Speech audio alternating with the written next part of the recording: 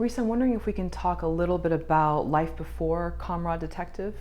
And when you were starting out in the entertainment industry, what was your strategy? Did you have a strategy? Did you end up here accidentally? Yeah, I wouldn't say there was a strategy. At least I didn't know of one. I mean, where I grew up was about as far from the film industry as could be. Well, not as could be. I'm sure I could have grown up in Siberia too. But I grew up in a small village in South Wales, and really had zero idea of how you might penetrate the film industry or television. And yeah, it was sort of just through lucky. I mean, again, I think me taking some risks and some gambles, and then some happy accidents, that I sort of found my way eventually to SNL. There's a sort of long story in between, obviously, but yeah, essentially, I went to New York, knowing again that I wanted to work in film and television. No idea what to do. New York seemed like the direction to head. LA felt like too much of a cultural leap at the time. And yeah, I had about 5 jobs at sort of my first 6 months there. I was sort of catering and working in stores and all that stuff. And then luckily I got a job in a post-production facility that edited commercials, and I was working as a receptionist. And I was there for about sort of 2 weeks, I think, when Jim Signorelli, who is the longtime film director at SNL, sort of came in to work on something. And I just sort of, and we ended up chatting and at lunchtime, and randomly about 2 weeks after that, he called up and just said that his assistant was leaving, and did I want to come and work for him? So that was kind of my beginning, because I didn't go to film school. I studied theater, so it was a real weirdly fortuitous place to land, because the film unit at SNL is this sort of machine of film production where they're producing films, from start to finish in 3 days every week. And when I started, they were still shooting on film as well. So it was a really amazing, place to land and suddenly be on set. And so yeah, that's where I kind of went there and then worked my way up very slowly. And here I am. Well, that's fascinating. So I guess the lesson too from that is you never know who you'll run into. You don't exactly. Be polite to strangers. Right. And yeah, I mean, again, it's there's definitely moments when I've sort of made a choice to maybe be more aggressive or to sort of you do have to assert yourself and take chances, because I don't think you'll ever have the right amount of experience that someone's looking for. So at SNL, for example, my trajectory sort of followed a pattern the first few years of me. Like the SNL season is like a school year, so it goes September to May, and then you have the summer off, and you can obviously go do other things or not work. But I usually would go and work on something else, and then each September would roll around, and my first few years I never knew if I was going to get hired again the next season. But inevitably a phone call would come with Jim, and I'd usually sort of just maybe embellish a little bit about what I'd done that summer to sort of elevate my experience. So I quickly sort of went from being a PA to a production coordinator the following season, and then I was his line producer. Sort of my third year at SNL, I was line producing the film unit. And completely flying by the seat of my pants. I had no idea what I was doing and was way in over my head. But week by week, got through it, and then I did that for about. I was the line producer there for about 5 or 6 years before I made the move to directing, and that's a whole other thing too. Were you Googling things on your lunch hour, like, okay, how do I do this? Oh, sure, yeah, I can get production that. Is, I will forever, the line producer position it really is one of the most thankless positions. I mean, I commend people that do it, enjoy it, and are good at it, because it's to me, it's one of the hardest jobs on set, because you're absorbing all of the responsibility that should really, the sort of practical responsibility is you. So if a PA doesn't wake up and get in his truck and bring the camera to set, or if the stage is locked, or an actor doesn't show up, or all the myriad of things, or the weather doesn't cooperate, it all basically comes back to you to solve. Obviously the director's there creatively to constantly has to be doing the dance to solve the problems, but as the line producer, obviously, you're the one who's got to keep the machine running and keep the budget in line and all that kind of stuff. And so it's really, really hard and very, very stressful. So that was the sort of the terrifying learning experience, was sort of suddenly realizing that your exposure was everything, So I don't think it's something you can Google. You can only, again, I think some people's personalities are made for it. I don't think I was. I sort of managed to do it for all those years, and again, for me, it was an amazing learning experience, because by becoming responsible for everybody, you inevitably had to learn about every position on set, because you obviously had to troubleshoot anytime anyone had an issue. So you get to know the grip department and their equipment needs and what they do, and the electricians and the art department. So it was a really good way just for me to really learn my way all the way around, and then the same through post-production. Again, I just got really lucky. I sort of landed in this weird film school at SNL, and was on the job training. So, yeah. Plus, with the stress of knowing that you may not come back. Exactly. Season, no, exactly. So you always kind of, again, you never rest on your laurels. You sort of take everything as like, well, I'm going to keep going as far as I can, and because who knows, like I might be looking for another job soon. Like, not that they encourage an environment of insecurity, but I think it helps keep moving you forward. Not to get complacent. Yeah, sounds like good life training. Yeah. So then doing Comrade Detective sounds like it was much easier, because I know you shot this all on spec, and you had to go over to the Eastern Bloc and sort of location scout. Yes. Yeah. I wouldn't say it was easier. I mean, I think SNL's been an amazing sort of training. I think for a lot of production circumstances, I think I'm more comfortable with sort of last minute things and sort of change. And I think I've learned an agility that maybe some people don't necessarily have to go through working in SNL. So. It helped, because there was definitely a sort of fish out of water quality to sort of getting to Romania and getting to know Romanian crew and Romanian cast, and sort of figuring out how this whole machine was going to work. And we had a very tight schedule as well. It was sort of a ludicrously tight schedule for what we ended up doing. And again, I think SNL sort of taught me the stupidity and the naivety to just take it on and go for it. Yeah. Sometimes not knowing is actually better. I think I have a weird addiction to people freaking out around me and sort of trying to find a way through. Okay, well that's an art in itself, and some people are actually really well suited for that. So hats off to you. Not everybody can. Who knows? I don't think I do well in battle, but yes, that type of battle, I'm good. You're good at talking people down. Right, Sounds exactly. Like, yeah. When you're presented with a script, how can you tell good writing versus bad writing? I mean, there's writing that maybe with a few more iterations would be excellent, and then there's things that this just isn't going to work. That's a really good question.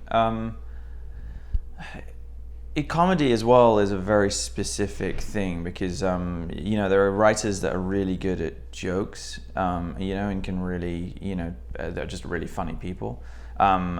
But maybe sometimes don't necessarily understand story. So the structure might be. So you might read something that on the surface has some really good beats, but as a whole, it just doesn't glue together. So I think the thing that I tend to look for first in any script, is a sense of story. Does this person sort of know the story that they're telling, and did they understand the sort of structure of things? And again, it's a sort of subtle thing that you sort of come to see, and obviously also is it a story that I like. I mean, it's like anything. There are films and scripts and what have you that are not for everybody. So I may sort of not enjoy a script, but it's not because it's not good. Maybe it's just not. I'm not the person for it. But I mean, a story is definitely a thing that I think most writers, if they can get a good handle on studying that and understanding character and motivations and what have you, that's the sort of foundation. The sort of joke writing and stuff, I think if you can do that as well, then you're on a good track. But it's really funny. It's quite rare to see people who can kind of straddle both things. So then, how did you meet Bryan Gatewood and Alessandro Tanaka? It was through this project. I came into. I met with John Hodges at A24. And he mentioned in the meeting this weird idea that these guys had come to him with, and I thought it sounded intriguing, and it was I just think I'd just done season 1 of Documentary Now. And, so it was in a similar vein. It felt similarly, sort of like an exploration of a sort of film genre, and also the fact that there was, it was foreign set was really appealing to me. So anyway, I was interested, and I sort of told him I was a fan. At the time, I was at SNL and doing Documentary Now, so I was like, well, it sounds great, but unfortunately, I don't think I can do it. But yeah, good luck. And then about 6 months later, they called me up and said, we still haven't done it. Looks like we might be moving ahead. Would you like to, read a script and maybe, come in and talk about it? So I got the first episode draft then and read it. And, it was funny because it was quite different. There are elements of what it is in what we did, but it's quite different. It was, again, there was a lot more sort of action and a lot of jokes. And I met with Bryan and Alex, and I honestly, I didn't have any sense of them. My experience was sort of SNL writers who have a very particular sort of style and tone, and this was sort of different. And it did take me a minute to sort of adjust to this, like, oh, this is like really different and interesting. So yeah, I met them maybe a few months after that, and really, I think what we hit it off on was once we actually start talking about our own favorite films and sort of what they felt influenced them, and then what I felt like we could do with the show. Like, we sort of came together and sort of realized that we had similar intent for the whole thing, and so then from there we the three of us sort of then developed the plot line for the 6 episodes together and figured it out, which was it was a fun experience. They again, as writers, are wonderfully collaborative. There was no they were always open to notes and always open to conversations, and it was a really fluid process the entire way through, which was great. Wow, that was probably incredibly important, because if you're going to then go over to a country that I don't know if either or any of you had visited before, right, and really be fish out of water with the crew and everything, you would need. Yeah. Well, it was also the whole thing sort of accelerated very quickly. So it went sort of, I think, from me meeting them for the first time to maybe then I went and shot Documentary Now, the second season, and then right at the tail end of that, there was suddenly we want to go shoot this, the entire series. Initially, it was just going to be a pilot, and then it was like, no, we think we're going to A24. We're just going to pay for the whole 6 episodes, and we're going to go do it. And the window is, we got to do it before winter hits really hard in Romania. So yes, suddenly I sort of found myself, racing towards Romania, and then we landed there and started prep with maybe 2 episodes complete scripts. We had an outline for the whole season, but we hadn't yet sort of really finished the scripts. And as we were prepping those guys, I sort of kept them locked in a hotel room while I was out around location scouting, and literally sort of phoning and going like, hey, I found this amazing New York City backlot of this studio. I think that could be the finale episode, and it was really, and then also meeting actors we were sort of casting, and you start to hear their anecdotes and stories about the time period we were addressing, or family members, stories. And so it was a really cool, fluid thing that we're able to sort of keep basically addressing and adapting and sort of bringing those elements into the scripts. Like they weren't sort of some sealed, vault of narrative that we couldn't touch. We were able to sort of really keep molding it as we went, which again, crews obviously don't love it when you don't have a finished script once you start prep, because they obviously need to know what they're doing, and you can sort of reassure them and tell them as much. No, this is what the scene's going to be. But until they see it on paper, oftentimes they just don't believe you, for good reason, because oftentimes things change. But so they, it definitely stressed people out a little bit. I think the Romanians especially, because they weren't used to working that way. But I think in the end it really helped sort of give the show a sort of a particular Romanian flavor that we probably couldn't have done if we just written the entire thing before going and just sort of turned it over. So it was a good process in the end. Did you take a guide with you or an interpreter? I mean, how would you even know just some of the customs and things that to ingratiate you to the area? I mean, yeah. Again, obviously, I did a lot of research about that time period before goings, almost most of our crew, really spoke good English, and so that wasn't too much of an issue. And we had a local production, like a local studio that was basically producing things for us, who were really collaborative and helpful as well, and guided us. I think Bryan's going to magically appear next to Oh, us. great. So. All right, ding. Oh, well, Bryan, thank you for joining us. Thank Appreciate you for having it. me. Yeah, absolutely. Pleasure to be here. Real quickly, we were just curious how you got started. I know you had a film in, was it 2011 with Jonah Hill that you wrote with your partner, Alessandro? Yes. Well, actually, I met Alessandro at Columbia Film School, where he graduated with distinction and I dropped out. But we had already started writing together and working together. And we started writing, I guess our first professional job was probably around 2005 or so. We started working for Warner Brothers, and then we spent many years doing a number of different, rewrites on scripts. We do adaptations, we do punch-ups, and then we ultimately had an original that we wrote, The Sitter, that came out, and it was a lot of writing, a lot of hard work to break in. It's not easy, but getting inside the studio system was actually an advantage for us in that we were essentially paid to work on writing for a number of years and hone skills and take on different genres and sort of build up a toolbox of writing. So it was ultimately great, but it was a grind to get into it for sure. Well, I know you've been writing together for, what is it, over a decade or so? Yeah, gosh, it's been a long time. We met in our first writing class at Columbia, and we just had similar taste. We liked each other's scripts, and our second year we decided to try to write something together, which it turned out to be much more fun to write with a partner than to sit in a room by yourself all day. It's tough to find a partner, and a lot of times I think that people try to do it with friends, but that doesn't really work. I think it's more important that you see film or television in the same way, of similar worldview, similar sense of humor. And so we weren't really friends, we just liked each other's work. We've obviously kind of become friends over the years, but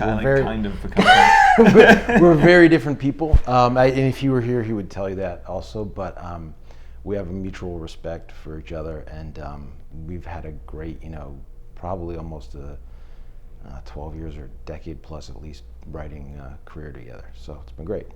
That's great. I mean, you hear about in the startup world that co-founder breakups are the number one reason something will fail. So it sounds like, at least if you can work together, maybe being best friends at the time is maybe a detriment because you don't want to hurt one another's feelings. So. Right. Yeah. No, I'm not sure. We just fell into a natural rhythm of not having egos and being able to criticize each other or praise each other without, taking it personally, and being able. And we also work. Very specific hours, so that we come in and we treat it like a real job, and then we're sort of in the moment for 6 or 8 hours or however many hours writing a day, and then we kind of just go our separate ways. And yes, we have become friends because our wives are our friends. So. Oh, sure. That's why you became friends? Yeah. Fair enough. Yeah, I guess so. I did ask him to be in my wedding years ago, and he said, "Really? Don't you want to ask somebody else to be?"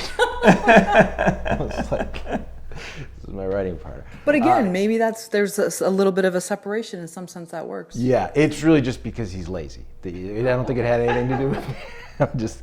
I'm just kidding. He's a good guy. But yeah, when we have a very professional relationship, we're also good friends. Well, I was wondering, is one of you more the rebellious writer and the other one's more follows like a guru, and is very dogmatic? I think that's a tough question. I'm not sure how to answer it because we've just fallen into a natural working relationship. I think that Alex probably is more like, let's just sit down and do it. Just shut up. Let's just do it. And I like to, really challenge every idea and make sure we're, taking the right path. But it's a great mix because it sort of keeps each other on our toes. I think that one would more just like to right away, and the other maybe let's just think about it for a second. And it's a good push-pull. Sure. Yeah, opposite personality. That works. Yeah. So then, with Comrade Detective, how did this come about? How did the idea? Well, we grew up fans of 80s entertainment that was ultimately kind of propaganda, sort of the Red Dawn type movies, and I love those movies. We both loved those movies growing up, and we thought about what it would be like from the other side, like a Soviet perspective, and sort of an exploration of propaganda. We looked at global television, and we kind of found this world that we didn't really know existed even. And there's a PBS documentary from the mid '80s about a university in Minnesota that intercepted Soviet satellite sort of network television, and they studied it for a year, and they would do a show on it every week. And it was a fascinating sort of parallel universe that, when I was a kid, there were kids on the other side of the globe growing up with an entirely different perspective. And we also found there was a show called The 30 Cases of Major Zeman from Czechoslovakia that was a show about a communist detective, and it was entirely made by the state in order to prop up communist ideals. He was sort of like the communist James Bond.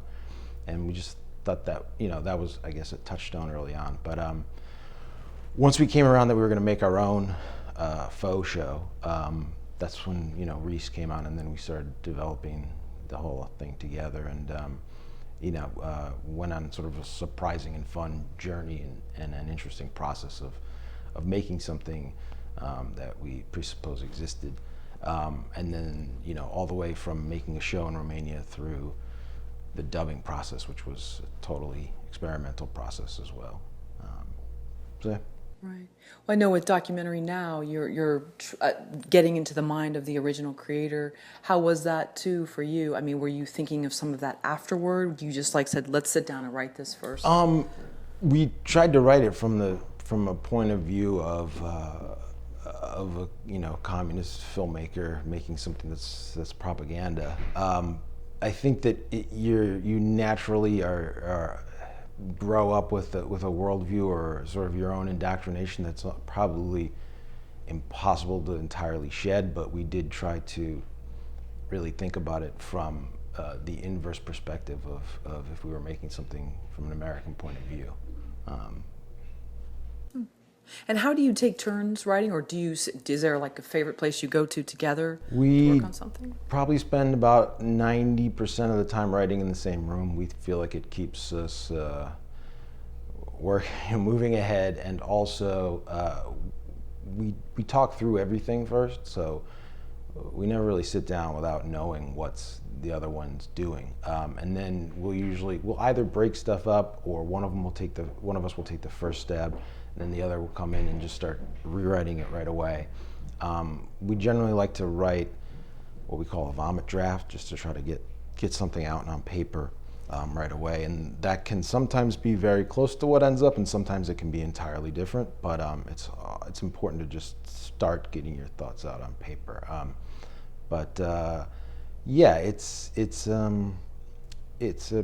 We pretty much split up a lot of the duties. So. And it's all interesting. I've never heard this before. Oh, you haven't? Oh, really? Great. Well, I don't really. Do you have any questions? No. Was there anything I was curious who typed, but you both type. Yeah, I have a trick. If we have a deadline, I generally just use the "you're faster," which I think I read once that's what I could be wrong, but I think that Ethan Cohn is the faster typer, so he has to do a lot of the type. That's what I've read. Anyway, but he's like a magician. So if there's a deadline, I usually use that, and he's completely onto it. So he'll generally push back or be like, "No, it's all you this time." So it's a trick that I use too many times, but I'll still pull it out every now and then. But yeah, it's just a natural flow situation. There's no rigid rules, but it's a little bit tough to describe even, I guess. So for someone who's never cast A-list talent before, and this could be for either of you, how would you suggest that they go about it? And I realize it's not a matter of just pointing a finger of who they want, but in terms of getting things through the proper channels, either of you feel inclined? Do you have any insights? It's funny because I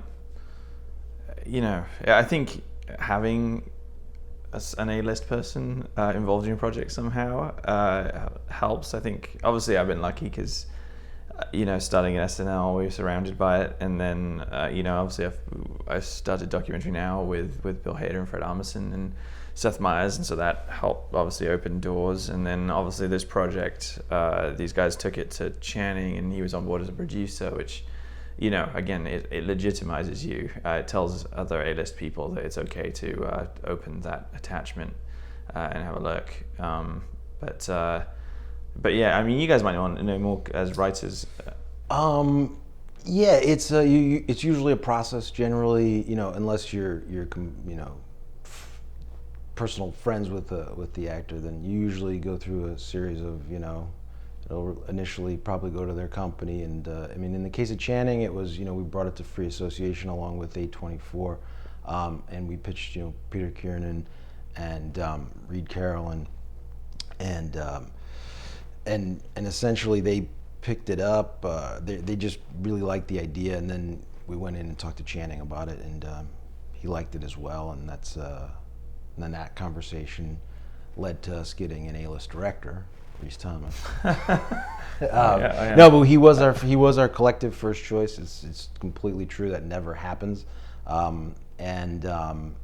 you know, getting an actor attached is generally a great thing. It can constrain you because you need to have the right person. Like for this, Channing was the perfect person. So you know, it helps when the project and the actor or the talent really align.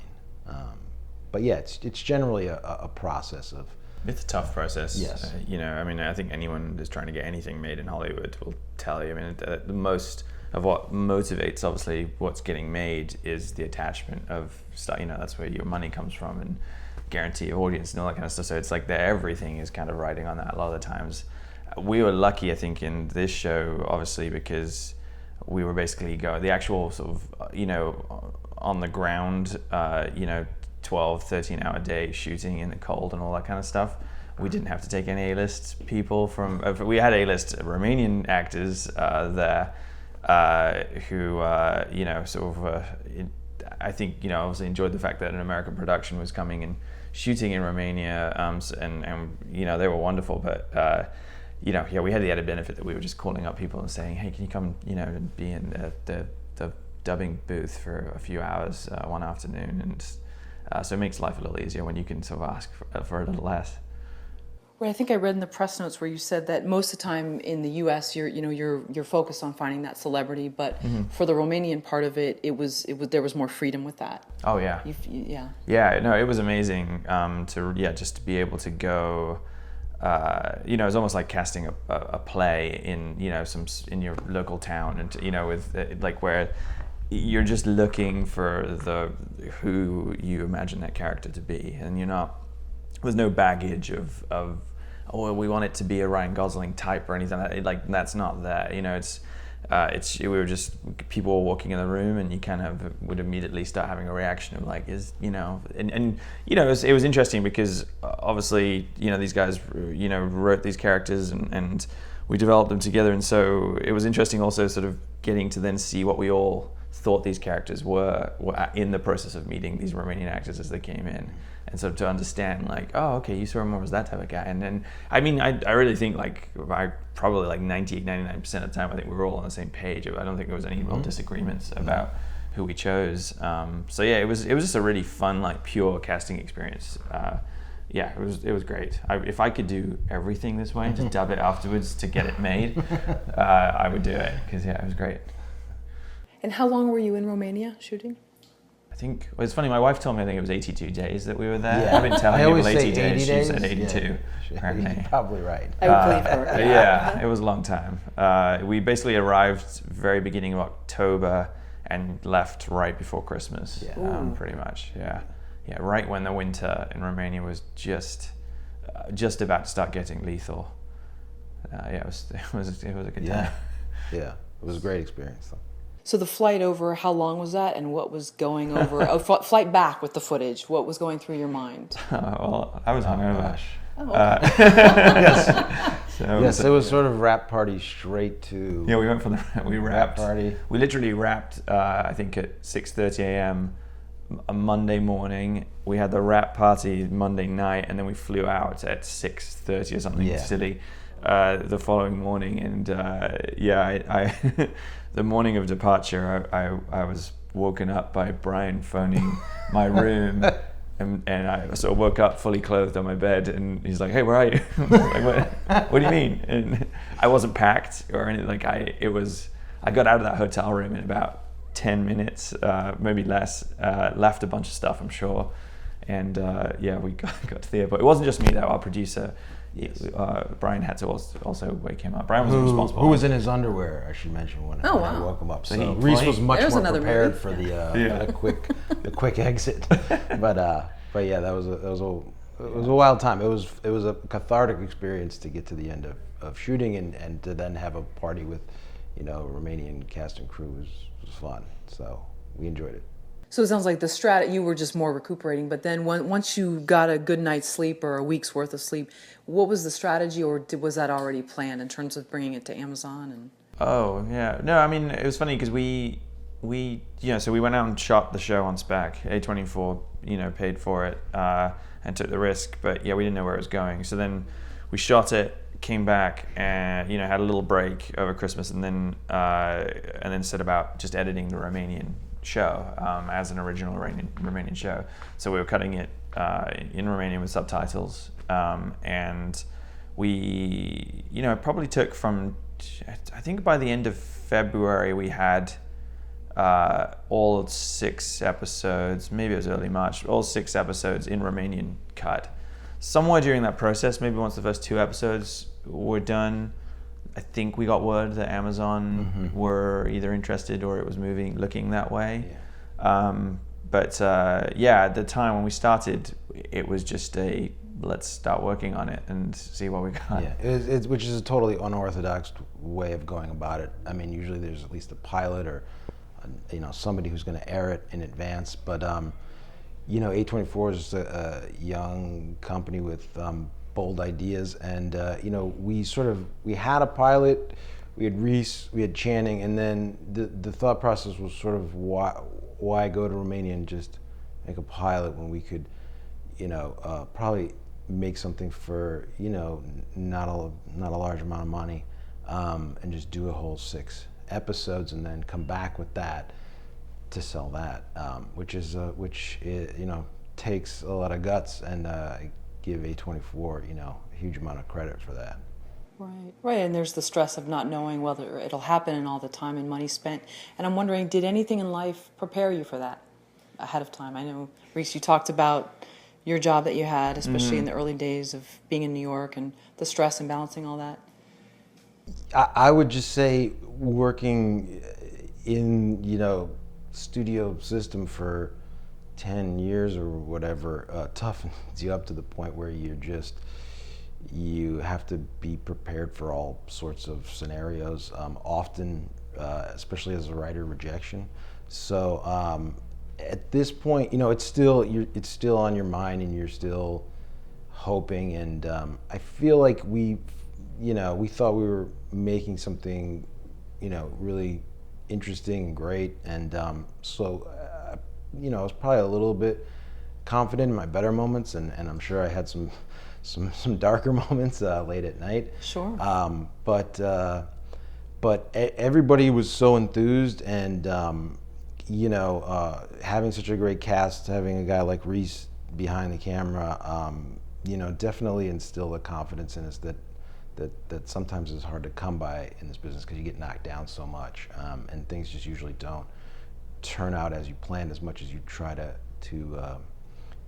harness control of your work. It can go sideways at any moment. So I think ultimately, like the fact that you're getting something made, that's the biggest hurdle, is just getting someone to give you the keys and say go and make it. I think then it is in your hands to obviously deliver it. But yeah, if you're at that stage, then I think that's when the momentum kicks in, and you I don't know, that's where I feel like you can, even though it seems obviously the stress begins of trying to do it, you can also relax, like, okay, we're here now, and I think always knowing how hard it is to get projects off the ground here that first day on set, you always feel lucky that you're actually there doing it, and not going to another meeting and just hoping someone likes you or whatever.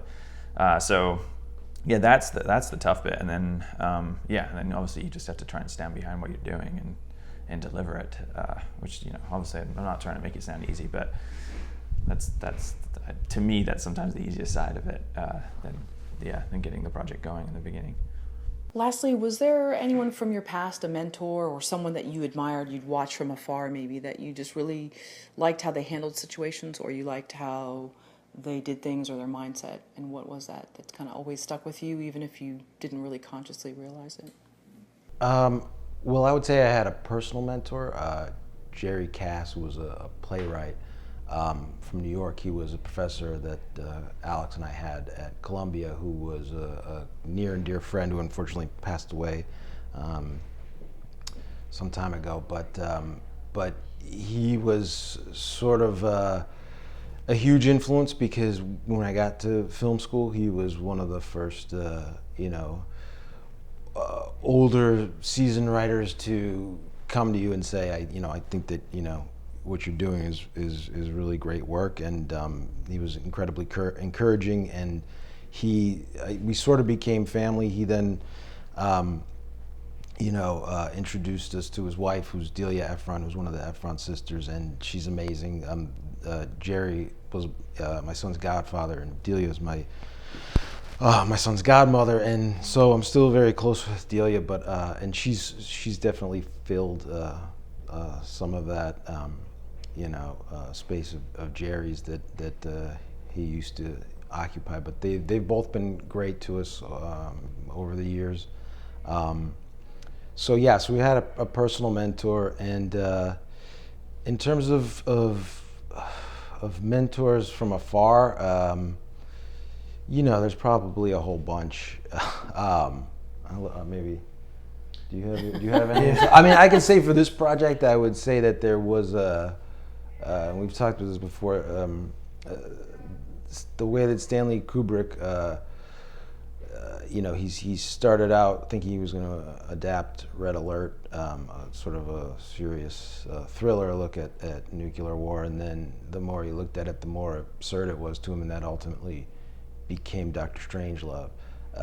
And I think that, sometimes looking at, in this case, at propaganda, at entertainment as propaganda, it's sort of the more we look, the more kind of absurd it became to us. So I think that, at least for this particular project, was probably a bit of an inspiration from afar. In terms of direct mentors, I mean, I mentioned Jim Signorelli, who was the director that sort of, kind of brought me to SNL.